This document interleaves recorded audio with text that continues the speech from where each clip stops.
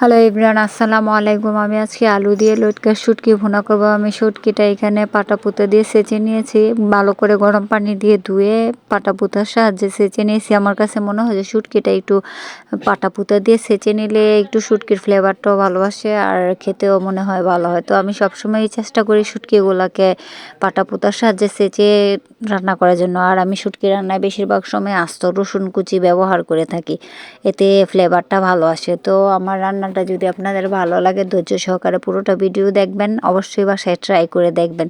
আর আমি কিন্তু আপনাদেরকে রান্না শিখাচ্ছিও না, আর আমি প্রফেশনাল তো এমন কোনো রাঁধুনিও না, জাস্ট নিজে যতটুকু পারি অতটুকুই আপনাদের কাছে শেয়ার করি।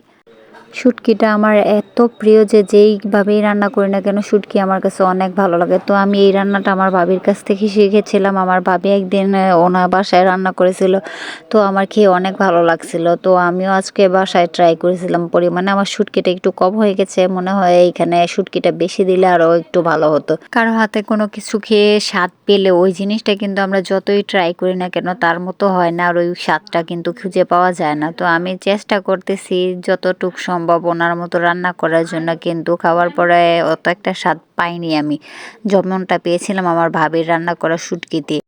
শুটকিটা আমি বিভিন্নভাবেই রান্না করে থাকি। অনেক সময় পেঁয়াজ দিয়ে ভুনা করি, ভর্তা করি, শাকসবজি দিয়ে রান্না করি, তারপর বিভিন্ন ধরনের সবজি দিয়েও আমি কিন্তু শুটকিটা রান্না করে খাই। এই যে শীত আসছে, এই শীতের সিজনের যত সবজি আছে ওই সবজি দিয়েও কিন্তু আমি শুটকি রান্না করি, যেমন সিম, তারপর পাতাকপি, বেগুন, আলু, মূলা, তারপর নানান ধরনের সবজি দিয়েও কিন্তু শুটকি রান্না করলে কিন্তু খেতে অসাধারণ লাগে। আমার শুটকিটা এতই প্রিয় যে আমার হাজব্যান্ড বলে যে এই শুটকি খাইতে খাইতেই নাকি শুটকির মতো শুকনা।